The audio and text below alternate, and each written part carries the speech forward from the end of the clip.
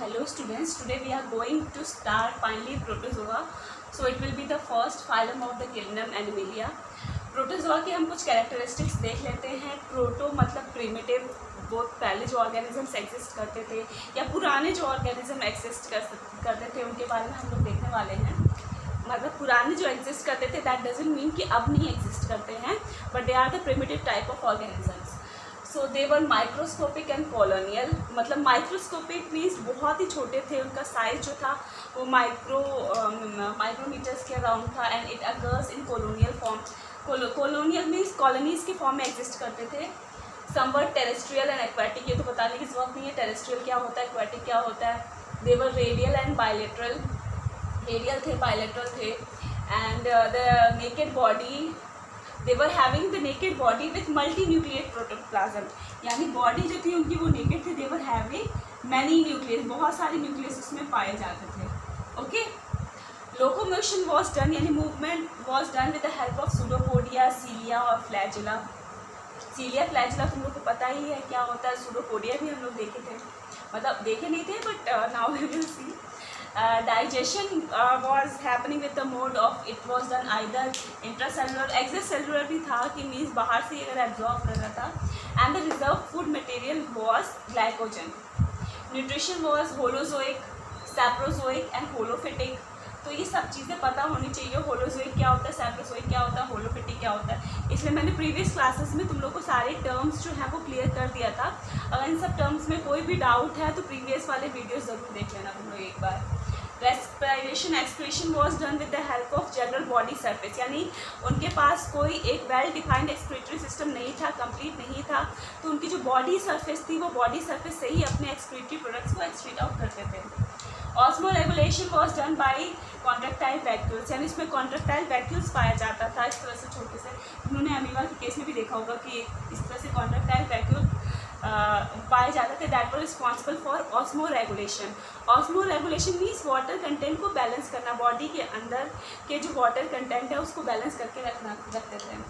A sexual and sexual mode of reproduction. Asexual sexual तरीके से reproduction का होता था. अगर हम अब क्लासिफिकेशन की बात करें, I am going to learn this.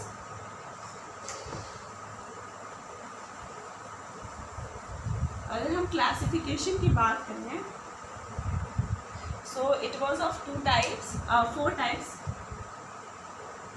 ज़ूफ्लैजिनेट,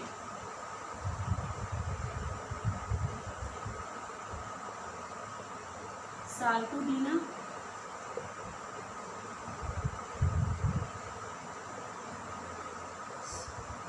स्पोरोज़ोआ and Ciliophora. Okay. तो ज़ूफ्लैजिलेट्स क्या थे? ऐसे ऑर्गेनिज्म. ज़ू से यहाँ मतलब है कि they were motile, they can move. And flagellate means they can move with the help of flagella. जो फ्लैजिला की मदद से मूव करते थे दैट वर ज़ूफ्लैजिलेट्स. इसमें लिश्मानिया आ जाता है. लिश्मानिया बहुत सारी डिजीज़ कॉज करता है. इसी में एक डिजीज़ आती है, तुम लोग सुने होंगे, गार्डियानिसिस.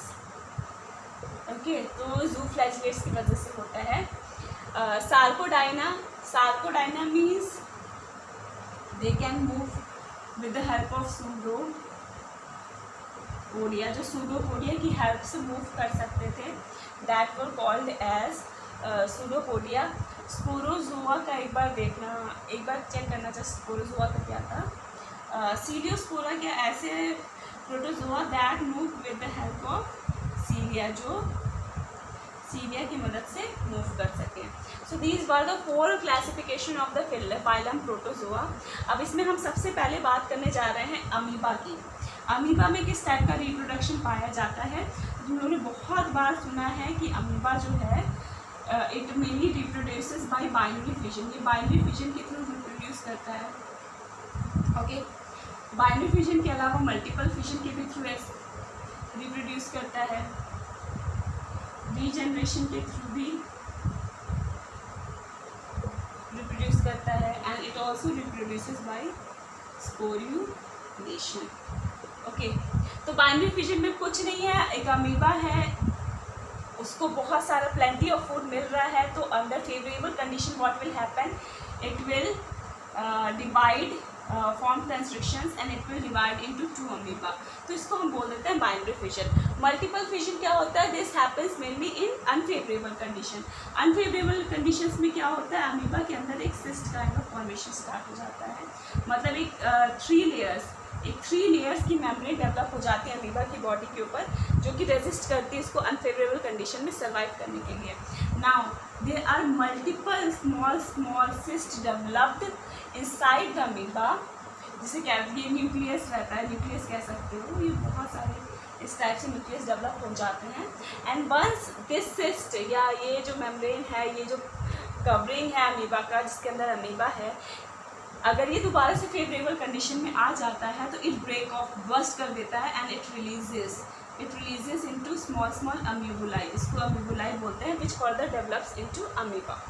ओके, रीजनरेशन पता ही है कि अमीबा का अगर कोई पर्टिकुलर पोर्शन हम कट कर दें तो it regenerate into another amoeba. Sporulation क्या होता है? पर्टिकुलर अमीबा, कोई भी अमीबा, ये some species of amoeba undergo this kind of reproduction method. तो अगर ये अमीबा है, सपोज स्ट्रक्चर मैं कैसे बना रही हूँ amoeba, suppose this is amoeba, it forms different spores.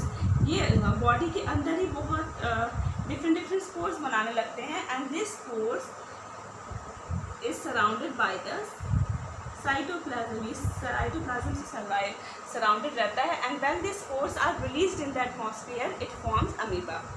तो ये कुछ मेथड्स थे, कह सकते हो, कि which are responsible for the reproduction in amoeba. अब हम पैरामीशियम की बात करते हैं. पैरामीशियम का जो रिप्रोडक्शन है वो बहुत सारे मेथड से होता है. पहला तो बाइनरी फिजन में क्या होता है, देखो ये suppose this is a paramecium.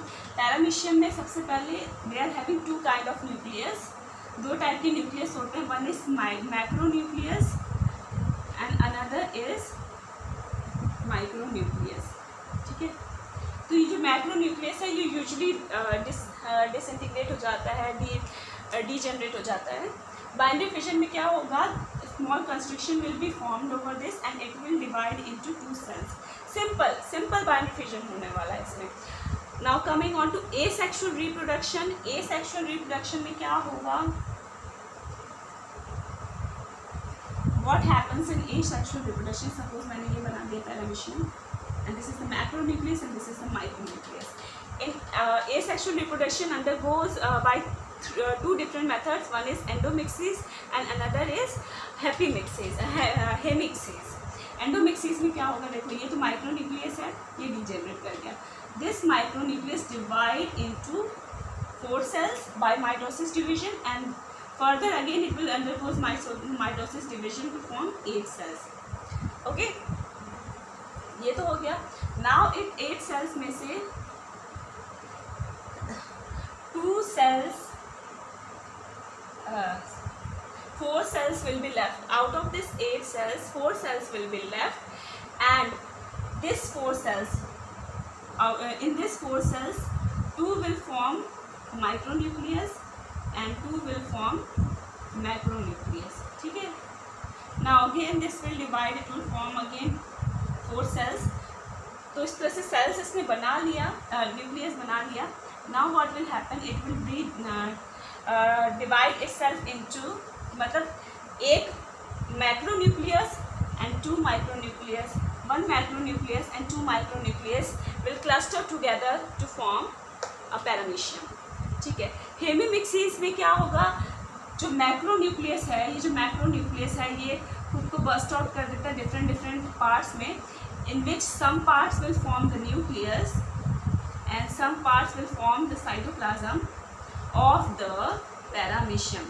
ये पैरामीशियम का मतलब माइक्रोन्यूक्लियस ही ब्रेक कर जाएगा, मैक्रोन्यूक्लियस ब्रेक कर जाएगा. It will form nucleus and cytoplasm जो कि रीजनरेट खुद को क्लस्टर कर लेगा एज अ पैरामीशियम. ओके, यहाँ तक क्लियर है.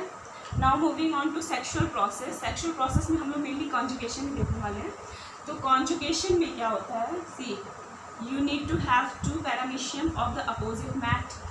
अपोजिट ग्रुप के 2 पैरामीशियम हमें चाहिए होंगे. They will be having macronucleus and micronucleus. Okay, now they will come closer to each other and they will attach to each other. Okay, once they are attached they will form cytoplasmic bridge. Sorry. Firstly they will attach, and then what will happen, these two cells will divide into 4 cells. Okay, out of the, ये भी 2 cells 4 cells बना लेगा. This also 2 cells will be form 4 cells. Now what will happen, these macronucleus will disintegrate. Okay, this is also degenerated, this is also degenerated. Now it is having one nucleus and this is also having one nucleus. Out of these two, the one that is smaller and active and motile will be considered as the male nuclei, and one that is larger and stationary will be considered as the female. Suppose I am considering this as a large one. So what will happen, this paramecium will be considered as the female and this will be considered as the male. Then what will happen, they will form a cytoplasmic bridge. Okay, a cytoplasmic bridge will be formed between these two paramecium, which will help this male nucleus to move towards this female egg nucleus. इसके पास move करेगा and then they will fuse together. तो ये यहाँ पे fuse कर जाएगा, it will form a zygote. Now this zygote will divide into 2, it will divide into 4 and then it will further form the paramecium. मतलब division start हो जाएगा and then it will form the paramecium. Autogamy में क्या होता है, देखो similarly same process ही है, लगभग कह सकते हो. Just in autogamy what is happening, we are not using 2 different paramecium, we are using single paramecium. एक ही पैरामीशियम यूज होगा which will be having one macronucleus and this is micronucleus.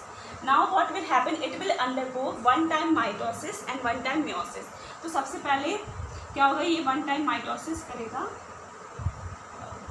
Sorry 1 cell, only 1 cell will be functional.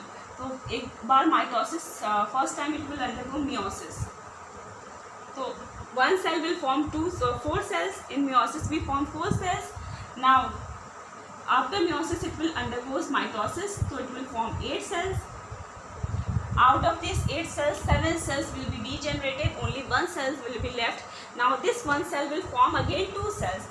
ये जो एक cell है ये दोबारा से क्या बना लेगा, 2 cells बना लेंगे. So अगर मैंने यहाँ पे बोल दिया it will form 2 cells. Now these 2 cells, one will be considered as male, another will be considered as female. दोनों एक दूसरे के साथ फ्यूज कर जाएगा. So this fusion process is called as syngamy. इसको syngamy बोलते हैं, फ्यूज कर जाएगा which will form a new paramecium. Cytogamy is not very much, बहुत ज़्यादा इंपॉर्टेंट नहीं, बहुत ज़्यादा जगह पाया भी नहीं गया है.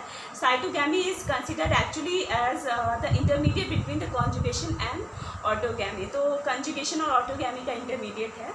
तो यहाँ तक I hope this paramecium and amoeba is clear to all of you. In the next video we will discuss some life cycle of some of the protozoa, वो डिस्कस करेंगे. तो यहाँ तक कोई डाउट हो तो please do message. Okay, thank you.